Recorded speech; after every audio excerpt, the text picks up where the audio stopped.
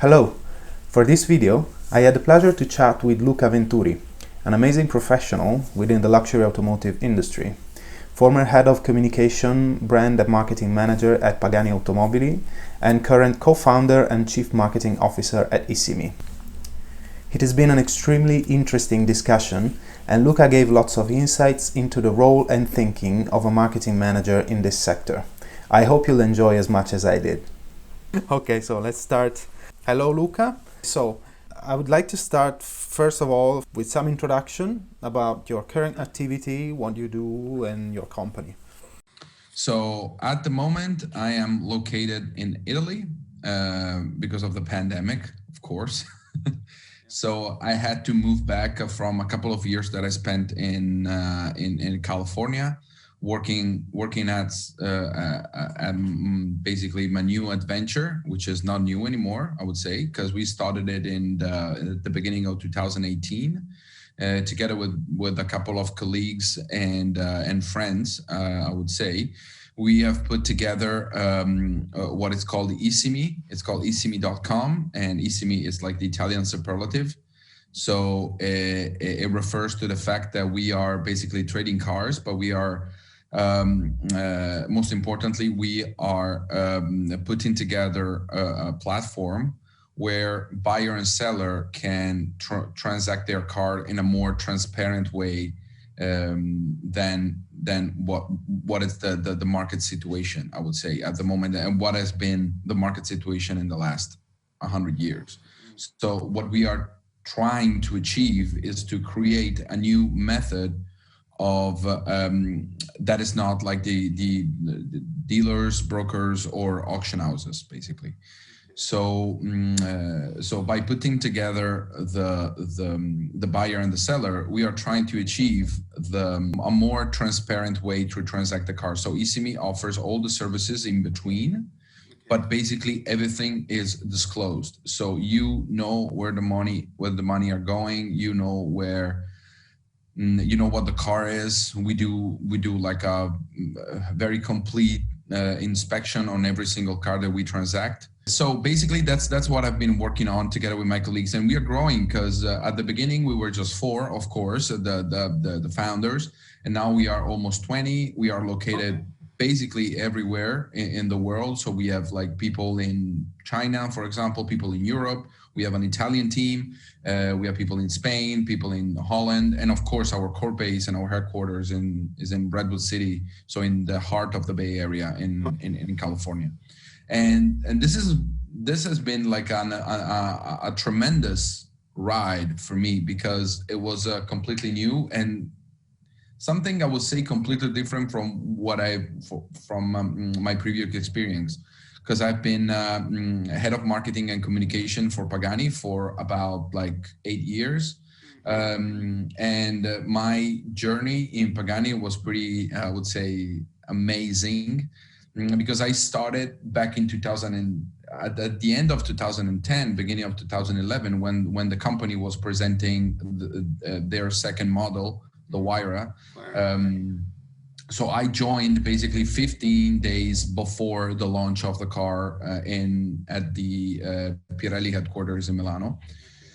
And that was amazing. That was a terrific ride. I've traveled all around the world, and I've helped the company to become what is nowadays. So it's like a world-known luxury brand and at the beginning when I joined, it was I don't want to how can I put this in a more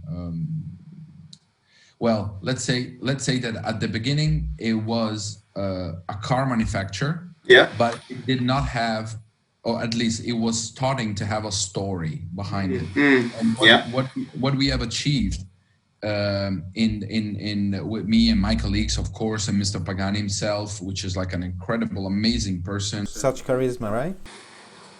Yeah, huge charisma, huge knowledge, and an amazing. So he's a genius, and let me explain that. When I say genius, I mean that he knows a lot of things. He knows the strategy, and he has really a clear mind of what he wants, and he knows how to get there, basically. Okay.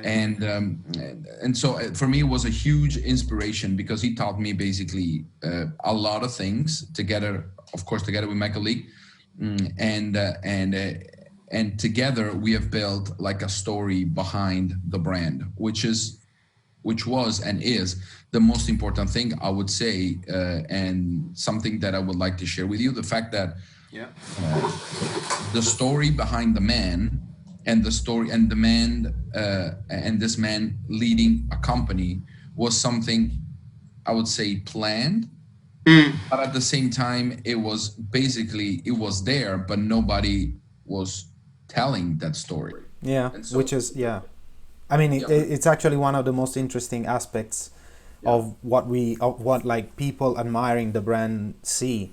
The fact that this man came from Argentina and created his own vision, right? Yeah, an amazing charisma. You said right, an amazing charisma. I never see. I mean, like, he would have been a wonderful general in the Roman Empire. Okay. No, seriously, because he is really capable of like dragging people to work for his dream, and in a way that at some point this dream becomes your dream, and so like he's really like a leader. That's and on top of that, it's a skilled designer, a skilled engineer, and so it's actually, there's some meat, right? Yeah, it's not just I'm a leader, appearance. I'm gonna follow you. Yeah, exactly. And an amazing strength, a wonderful like a work philosophy, and again the capability of like dragging people to what he wants. And for me, that was extremely inspiring, because first of all, he gave me trust. And I started like making photocopies. Basically, I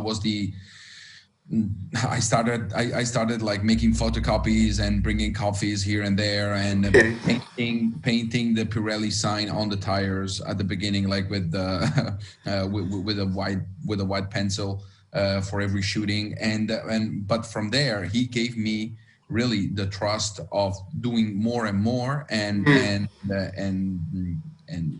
basically, as the company was growing, I was growing too.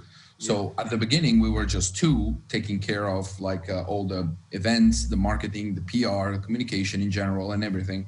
At the end, I left the company with 18 people in my team, all over the world, spread all over the world. So it really gave me like a lot of opportunities, and a lot of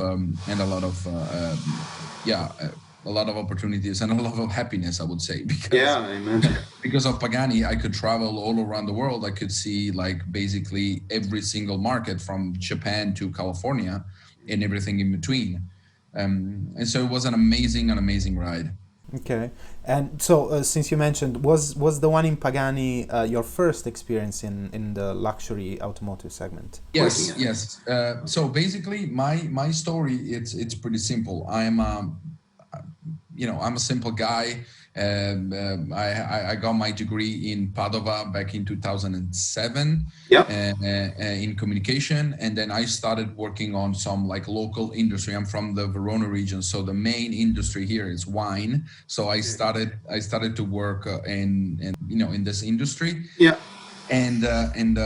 But after that, I realized that I wanted something more, so I stopped, and I restarted basically to study, and I got my degree in journalism in Verona, and I wrote my degree thesis about Pagani, and how I at the time, how I would have seen the future of Pagani from 2010 basically ahead. Okay, that's very interesting.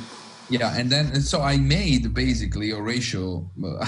I made him to read my work, because I really wanted to work for Horacio and for the brand, because I was incredibly in love with the brand, with the Zonda.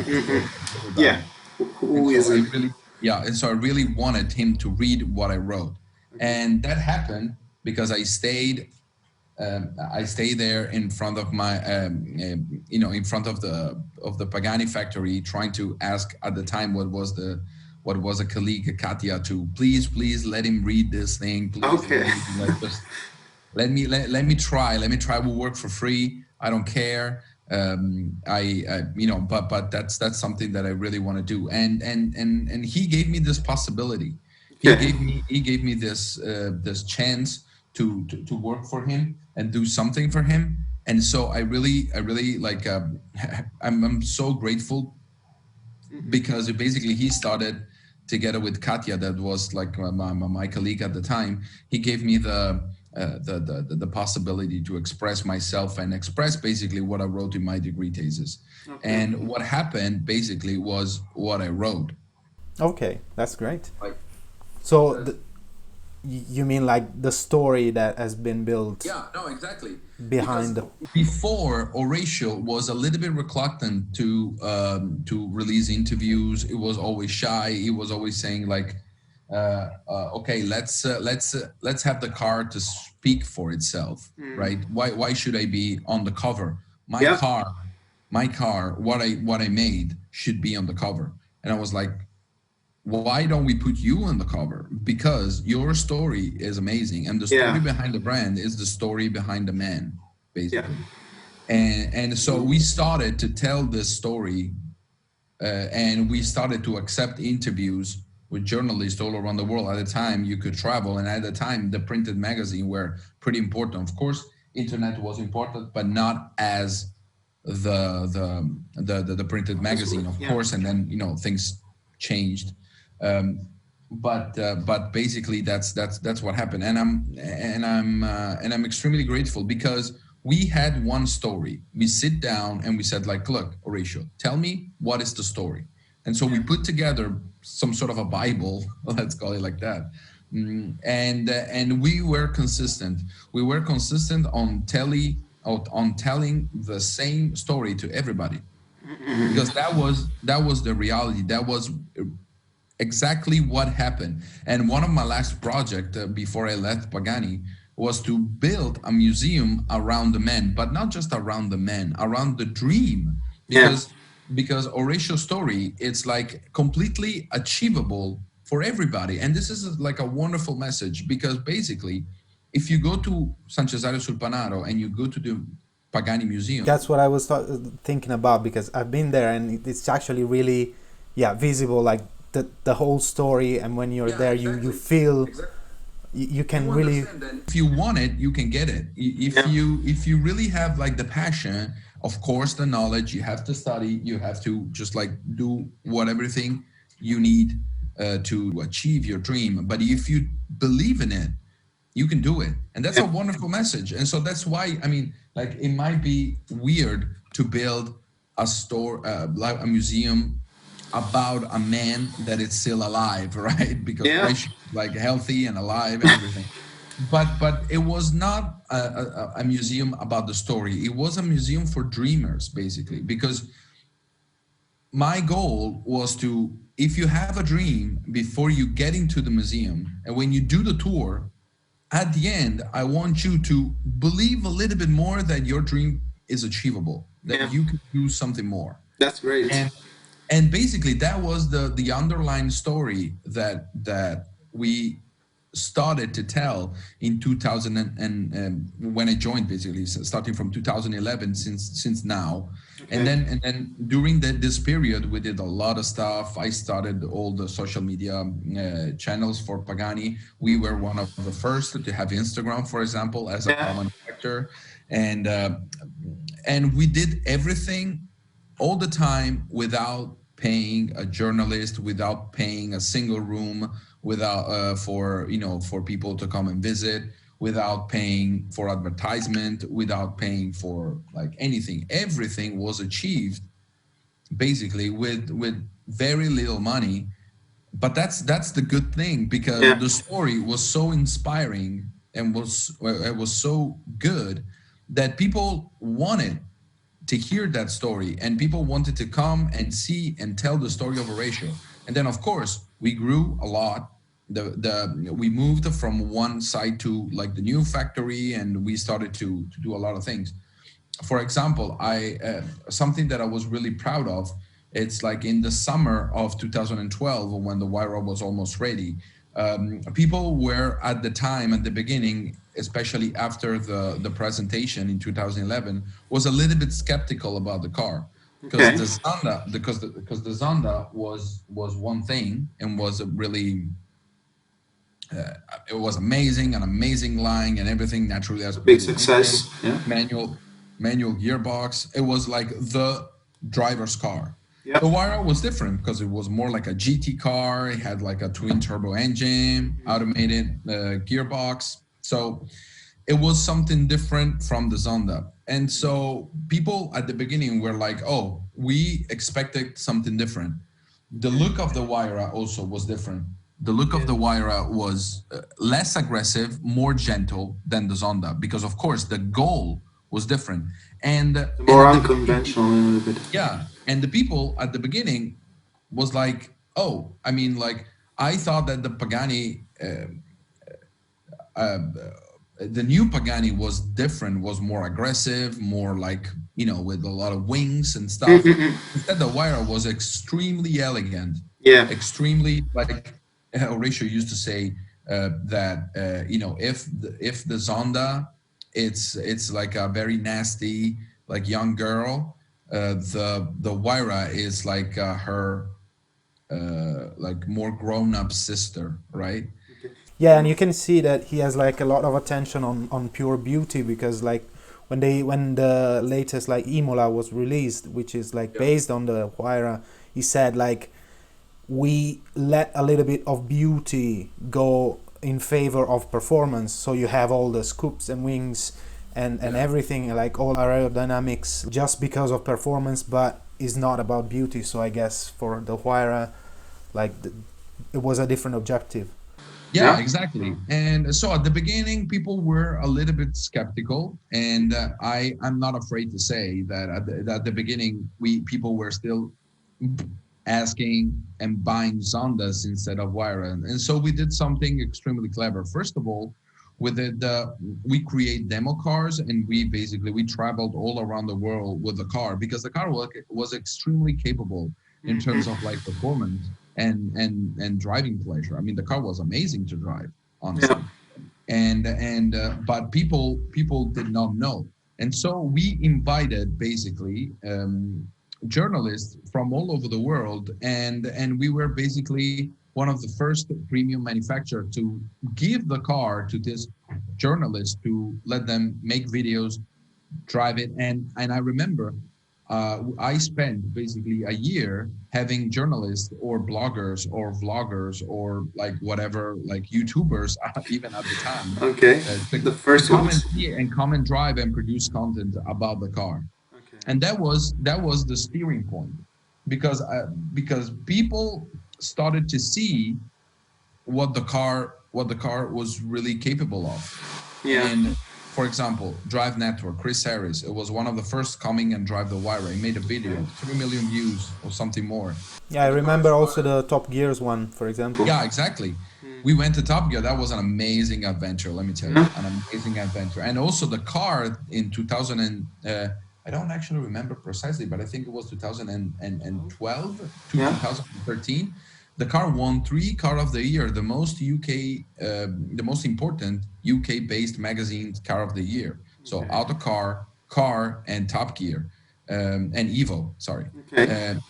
So, and that was an amazing adventure, because me and the development team spent basically like more than a month in UK with the car, going from one shoot to the other, and also going to Top Gear test track to test the car before attempting the lap. I mean, Jeremy to drive it, Hammond to drive it. I remember Hammond coming with his helicopter down on the Downsfold circuit, jumping out of his helicopter, jumping in the Huayra, do the filming, do the laps, do the driftings, do everything, and then go away with his helicopter. It was it was really amazing. One of the best memories that I had. Yeah, it must have been very, like a really great one. Extremely interesting. But I do have like really thousands of anecdotes from all around the world. It was an amazing. What is the in your opinion, like the best, the most striking anecdote about this period you have? Like, if you can think about one. I have so many in different, also like in different categories, I would say. Or maybe something interesting about Horacio, like your work with Horacio, something that. Again, even there are so Since many. we're talking about, I am actually writing a book about it because there were so many. Okay. I had to put it somewhere, and honestly, uh, uh, well, let me see. I mean, when we were in Tokyo, Horatio was something like it was. I think it was 2015 or something like that, but Horatio was treated like a god basically, and people were clapping him, like asking for autographs and stuff like that. It was really amazing. But again, I have so many that it's really difficult. Once I spent, well, and some of them are also like personal memories. He brought me with him in Argentina, and we spent basically a week and a half in his hometown in Casilda, and I got to meet like all his old friends.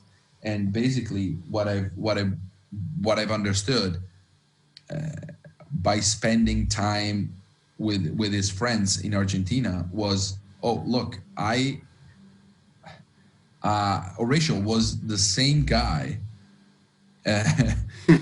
even when he was 15 years old. okay. So it was extremely focused, extremely ambitious, huge charisma, and everything was revolving around him, even back then. And spending time with him in Argentina, in Buenos Aires, in Rosario, in Casilda, it was extremely interesting. Also to get to know the man behind the icon, basically. Yeah. Legend behind. And what I can say about like the view, I think in the end that's the ultimate dream, the ultimate luxury. The ultimate luxury, I think, if we can get something out from my journey in Pagani and what Pagani is right now, I think the ultimate luxury is the fact that a guy can achieve his dream by hard work. And that's the ultimate luxury. It's not just like buying something really expensive. It's something more. It's like having someone to be able to achieve his dream, not just like buying something. And basically what was really interesting for me to see, it's that most of the customers that were Pagani customer, they were sharing basically the same path with Horatio. Some of them, I would say most of them, were like self-made men like Horatio was. So they could talk somehow. I mean, like some of them were like, oh, I had this dream, I worked super hard in my life, and I could achieve my dream. That also a part of this is to own a Pagani. And same thing with Horatio. Horatio was the same thing, because when he got his first Ferrari, a beautiful F12 TDF tailor-made for Ferrari to him, and basically he said the same thing. I worked so hard to have the possibility at some point to achieve, to realize that my dream can be achieved. And his dream was to get a Ferrari tailor-made for him. And when he went to Maranello, and when we talked to Engineer Feliza to get his own TDF, I mean, you could see he was the happiest man alive. And, yeah. But for a car manufacturer, I mean, this is like pretty unique, because you don't get like first of all, in the world at the moment, you don't get a Mr. Ferrari to talk to. You don't have like a Mr. Porsche to talk to, or a Mr. Bugatti to talk to, but you do have a Mr. Pagani.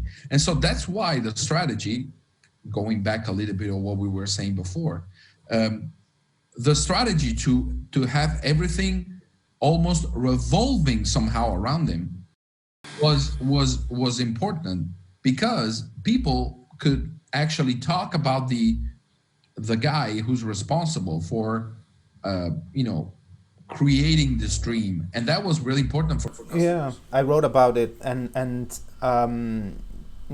the few companies, like, because he achieved so much, making it in this sector is really hard. Like, very few company do, and in the few companies that have succeeded in the last like 20-30 years, if you think about Pagani or Koenigsegg or Rimac now, they all have like at the top this very important figure, whether it's Mate Rimac or Christian von Koenigsegg.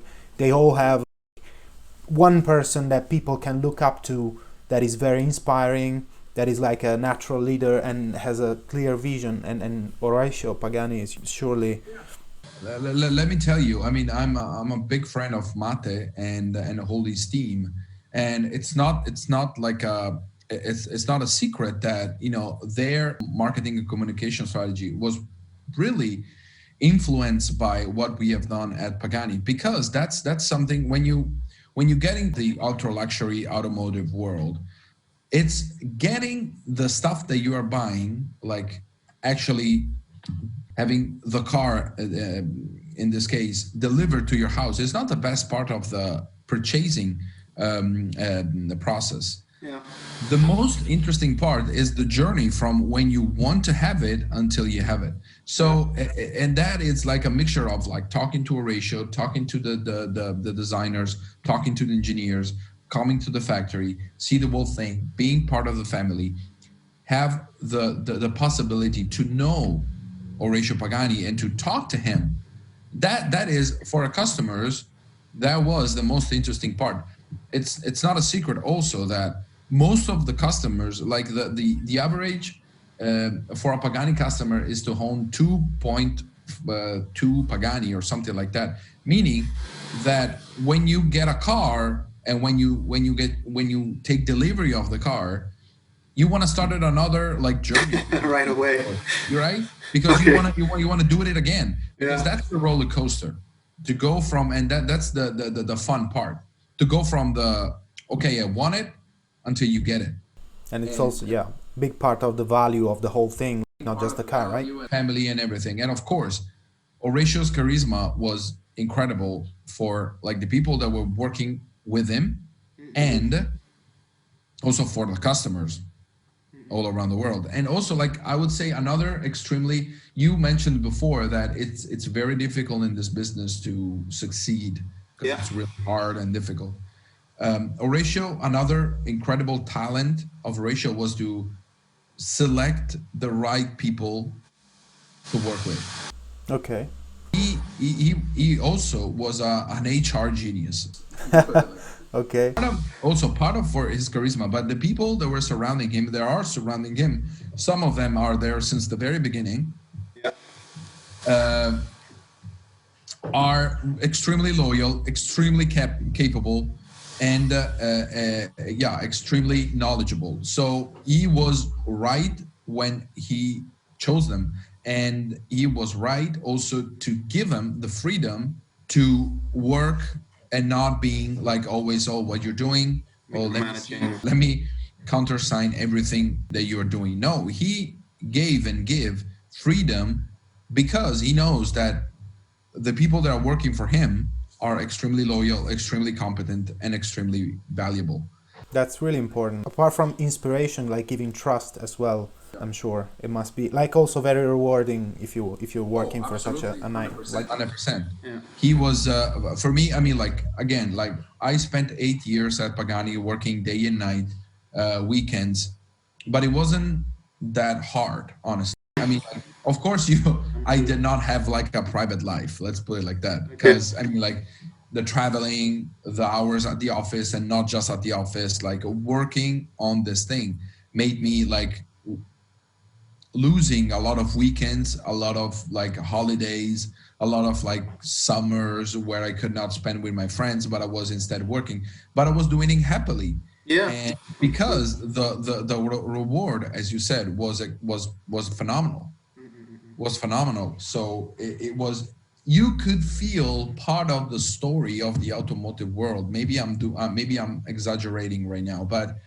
when I really had the feeling that when I was working, when I was doing a photo shoot about a car, when I was doing a video, when I was talking to someone, or like laying down the strategy for something, an event, I was really part of the automotive history in the making. Well, I mean, it is like you don't see every day a new Pagani, right? So, No, exactly. and So that was, for me, was extremely rewarding. No matter the money, no matter like the hours that I was spending, I could see that that everything that I was doing had an impact in the automotive industry, in the luxury industry, and in the mind of the people that are interested in beauty and interested in cars, basically. Okay.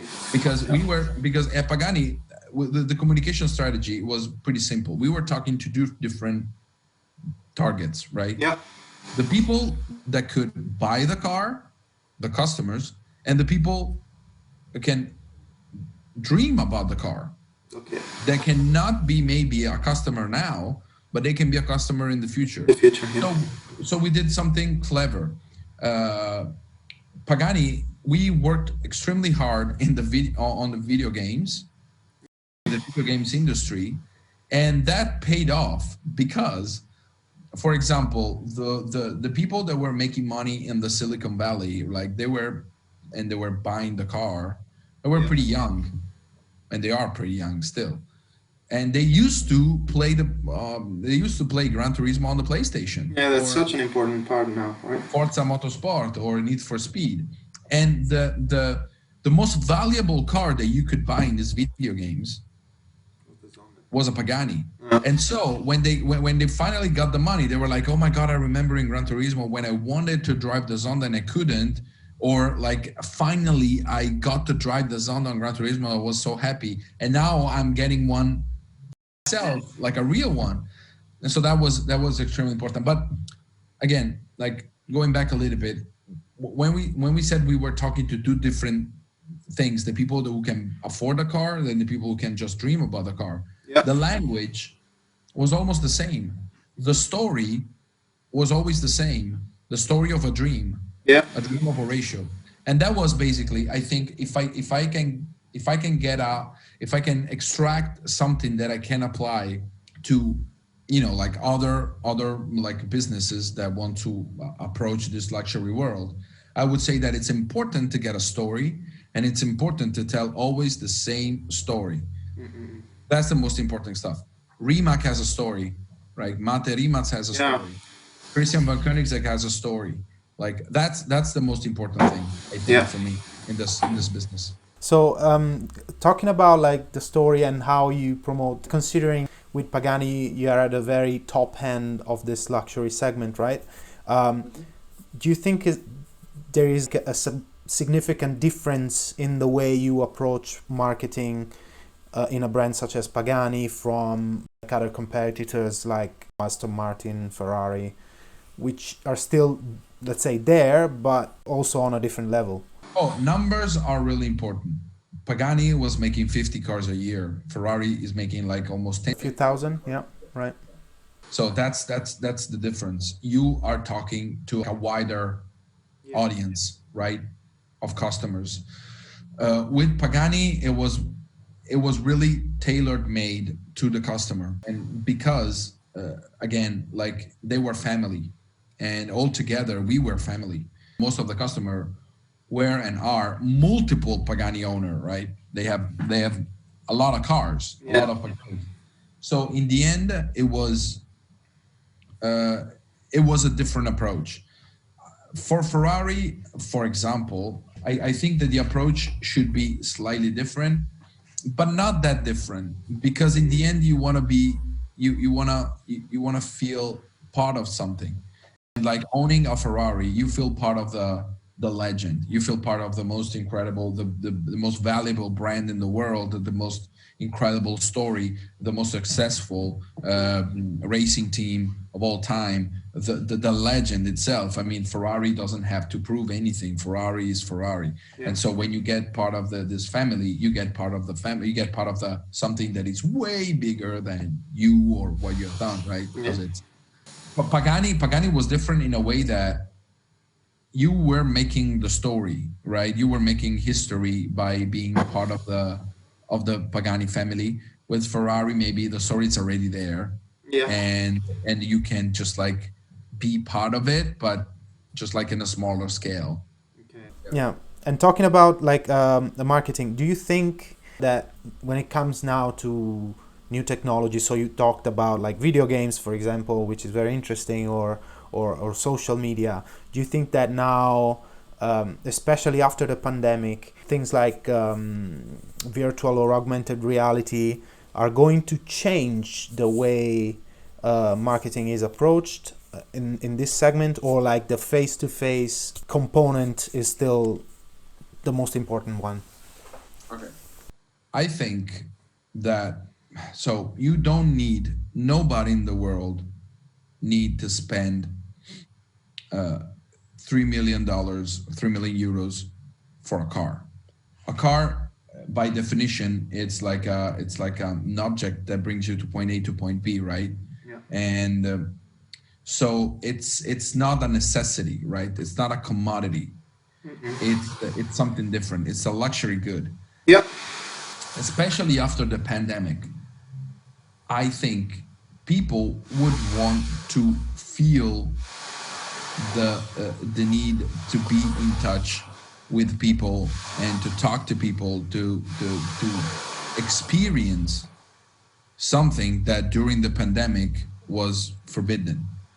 Okay. And so, I mean, I guess in this particular segment, of course it's gonna change, but in a slightly slower pace than maybe other businesses, because I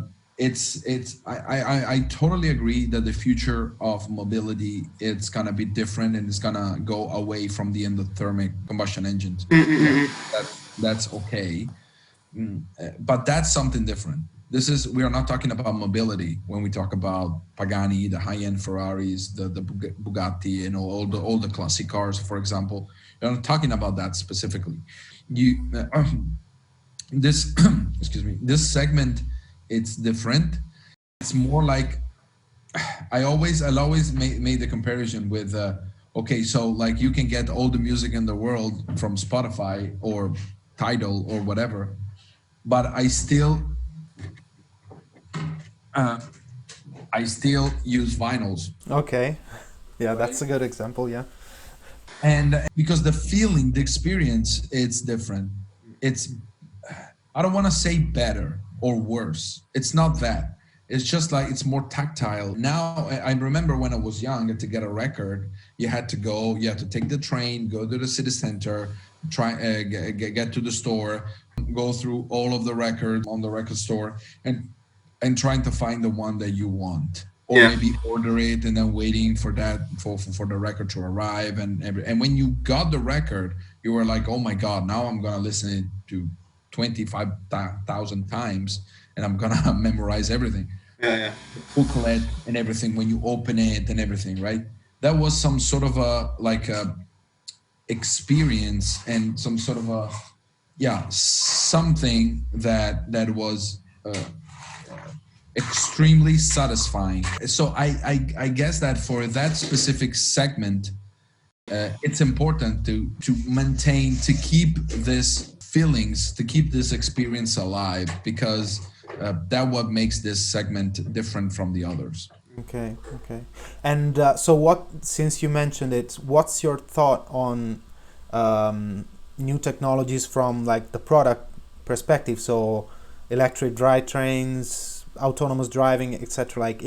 Will it change in this segment as well? Or I mean, I'm sure the direction for like the mass automotive market is that one, but what about the luxury one? Yeah, of course it's different. I mean, we are talking about two different things. Like the future of mobility, of course, is autonomous driving. Of course, it's electric. Of course, maybe hybrid. Of course, it's like different technologies. But tell me, what are the most exciting hypercars or supercars that are coming out in the market in this, like in the next couple of years? What are for you the most exciting cars that are coming out in this segment? Oh, well, I mean, we are waiting for a new Pagani since we are here. there is like a mix, let's say. Now they're going hybrid, right? You have a few electric examples, but still, it's still, you know, in the middle. Is not the solution in this segment. I think that pure electric, extremely high performance car like the Rimac, like the Pininfarina Battista, like the Lotus, like all this new, like, you know, super fast 2000 horsepower electric car are a thing. But at the same time, the purists are waiting for the Valkyrie, are waiting for the T50 or the AMG1. 50, the AMG1. The T50, for example, it's sold out. It's $3 million car or whatever, and it has like a naturally aspirated V12 and a manual gearbox. There is also the truck version that has been unveiled like a few days ago, right? Yeah. So, and the weight is it's 3 times less than like an electric hypercar, for example. Yeah. The T50S, I was reading yesterday, it's 800 kilos or something like that. The C2, it's probably 2.5 ton, and I don't actually remember the right spec. But I think these are two different things, right? Of course, we are exploring what an electric powertrain can give. I think Rimac for me, or Tesla, but more Rimac is like the NASA, right? It's like going to the moon and back. So when they went to the moon, basically they have discovered a lot of different things that then helped us on our normal life, right? The computers and a lot of different things, like some materials and everything. But they went to the moon. And the same thing with the C2. The C2 is going to the moon, but inside of the project of the C2, Mate is developing so many other technologies that are helping the future of mobility for the normal people, for the other cars. So that's important. The purist, I think, because I consider myself a purist, we want to keep the analog feel alive. We want to keep that feeling that because at some point it's gonna be too fast. I mean, like, I don't know if you have ever driven a hypercar.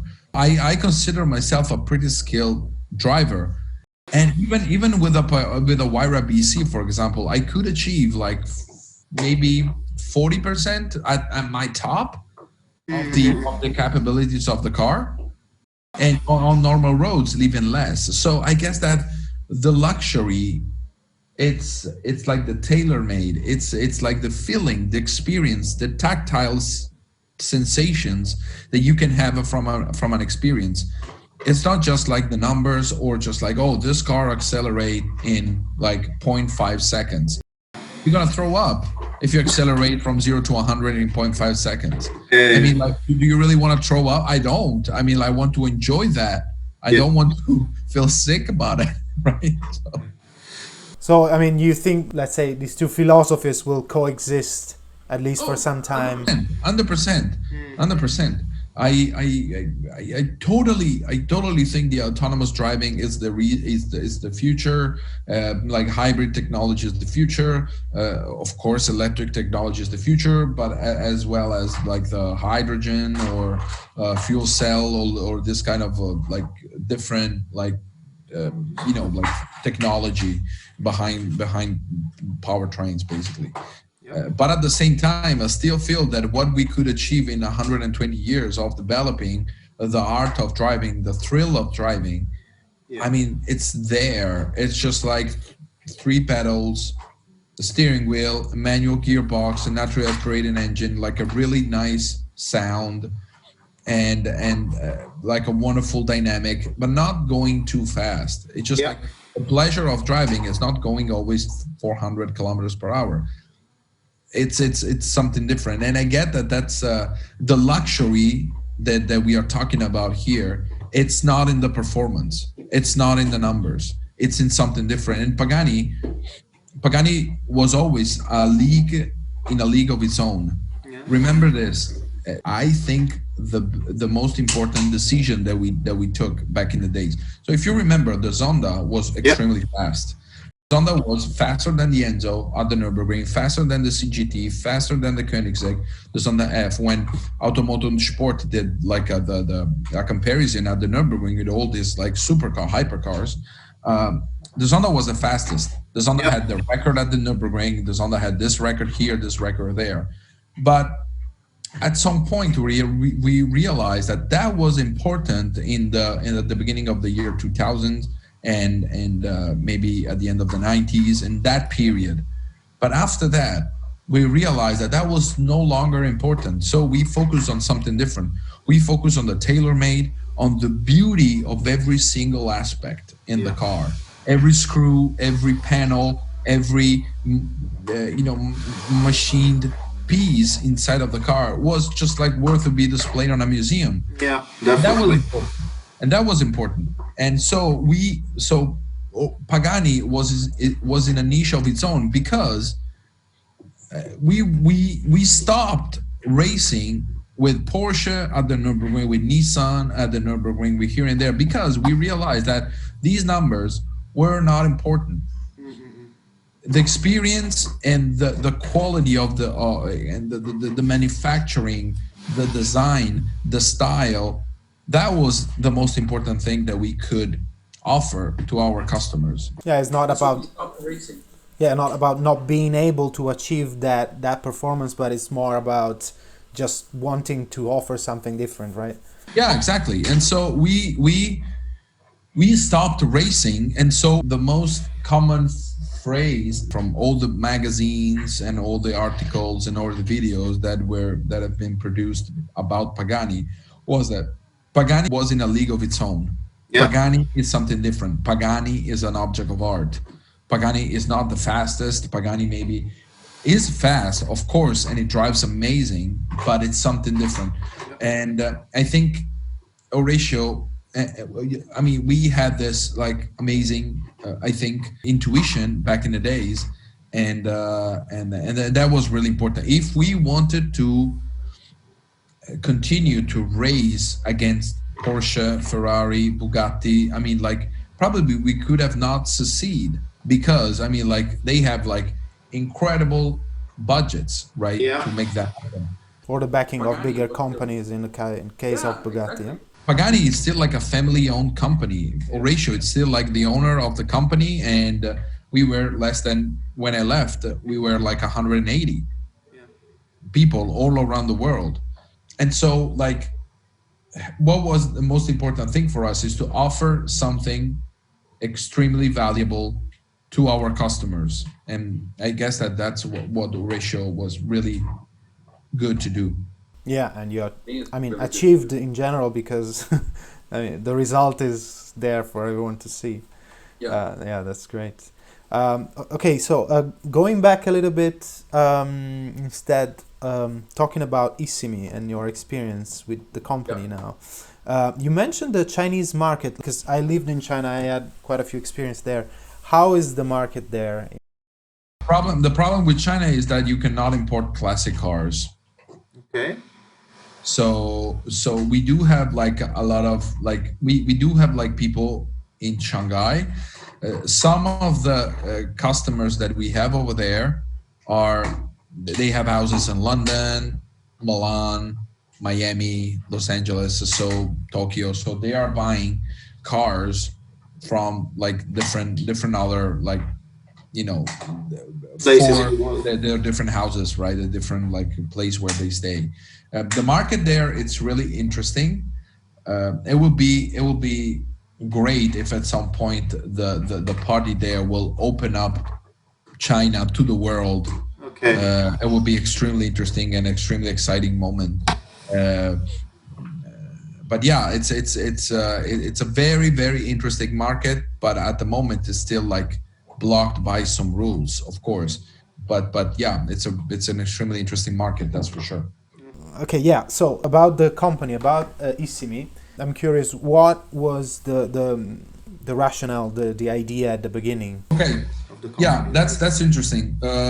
In my in my years at Pagani, and also not just mine, but also like with, you know, Issimi, it's like a combination of different people, and we have different experiences in the automotive industry. Pagani, Ferrari, Porsche, like, you know.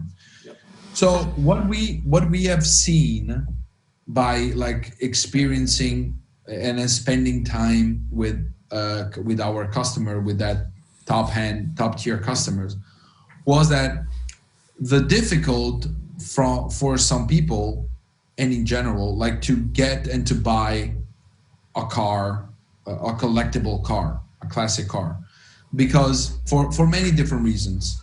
The auction houses are leading the market, right? They are creating the market. The auction houses also have like really big commissions. So every time you get a car, you have to pay like maybe something around like 20% to 15% in commission. Or you have like brokers in between, and you never know how many brokers you have in between. From, so I'm a customer, I want your car, but to get your car, I don't know you. I know someone that knows someone that knows someone that knows you. And so in order for me to get your car, I need to pay for people that are basically just doing phone calls. And that's like, you know, like you don't get transparency. You never know where you're sending the money and to who you're sending the money to. And the dealers are like basically it's almost the same thing. So you pay an extra for nothing most of the times, right? So we felt this need to get like a new player in this world. Auction houses are there since, I don't know, like more than 100 years. The brokers, same thing. Dealers, same thing. It's a very old market. And a lot of people have tried in the past to create something different, to create something that it's like that can be an alternative for this established market in order to transact this type of cars. And none of them have succeeded. What we think will make us succeed is the fact that, okay, we are using the technology, of course, like internet, like the online platforms and everything, but at the same time, we are using like some procedures that are extremely transparent, and the people that are buying or selling a car through us, they know exactly how the car is. We put together like a software for that creates an inspection report on the car that is like this big. So basically, every time you get a car, you know exactly what the car is, and we certify the car that you are getting. And in a way that we are all about data. So if you look also at the type of content that we create on YouTube and everything, and this is basically what I do. We are not trying to be emotional. Yes, but we are data driven. We are storytellers. We say what it is, and we try to tell the story behind every behind every product. When we recently I don't want to say blew up the internet, but we made like a little bit of wow effect by putting out like a video about a McLaren F1 that we have for sale, a car that cost $17 million or something like that. Okay, yeah. And we basically, we are having great attention at the moment because they made just like 64 of these cars. And when a car like that pops up for sale, it's like a news, right? Yes, one of the rarest. They all talk about it. What we are saying and what we are giving to the customer is not just like, oh, I have a guy that is selling a car and it's a McLaren F1, just give me 20 million. Right? Oh, we are giving to our customers a market report, a full inspection report, like a full, every single service on the car are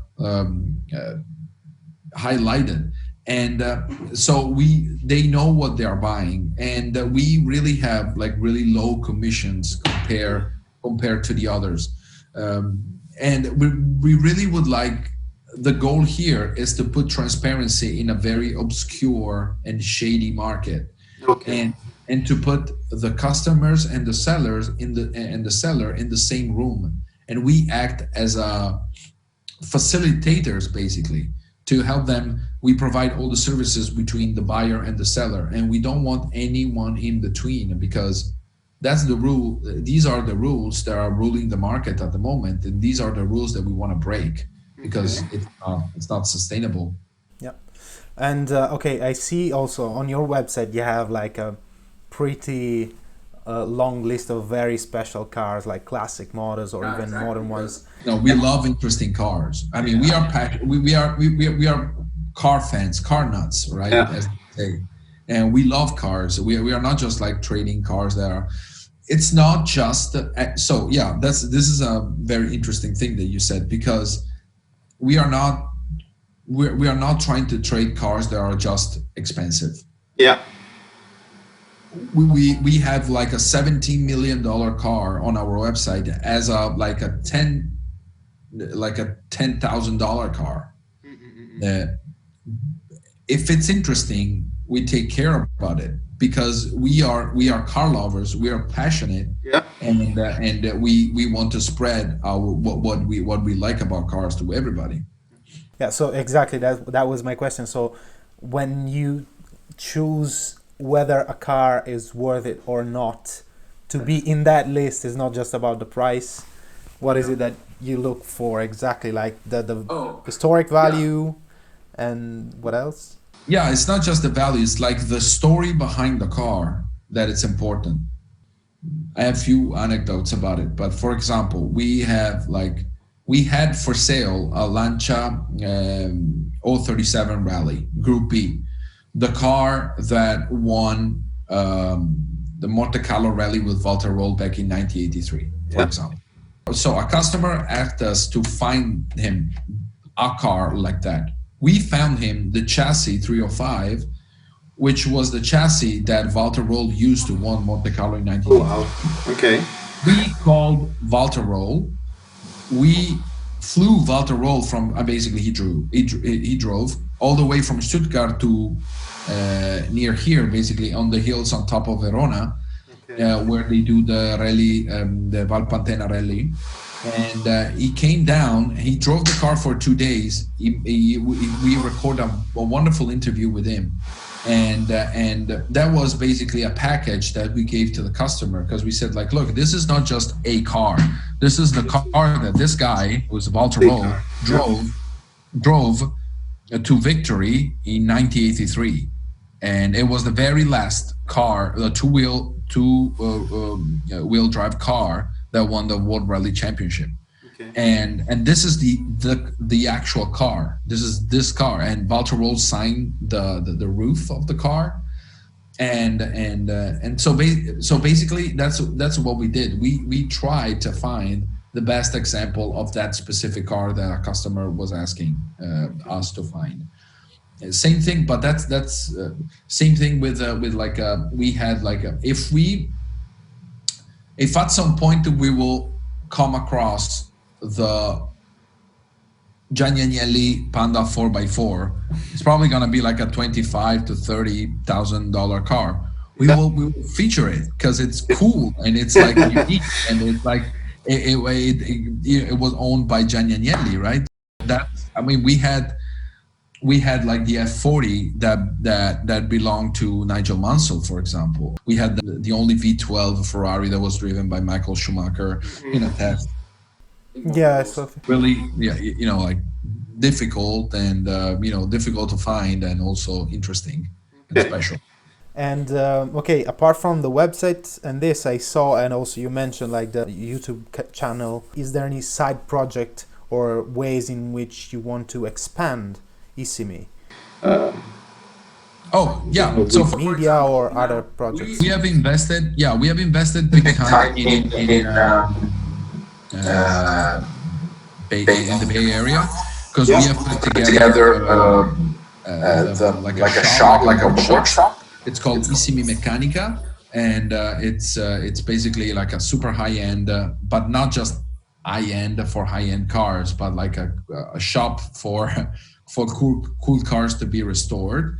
And we are going to open also over there a clubhouse. We will probably in the future there will be like some clubhouses also like here in Italy, Europe. And so that's something that we would like to do, because again, as we said before, like a pandemic changed everything. We should not forget that, you know, the experience, it's what makes us alive, basically, right? And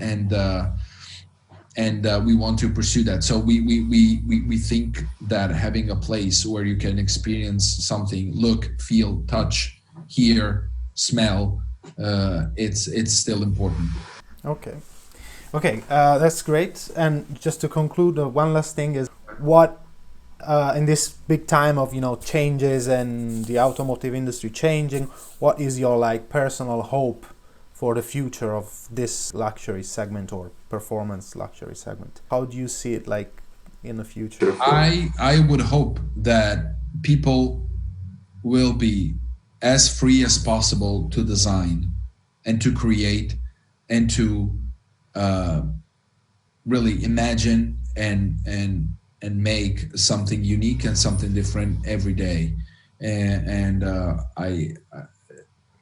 if you look back at the history of the automotive world, like the most beautiful things are the one that were not planned, or maybe they were planned, but with some, like, the ideas have to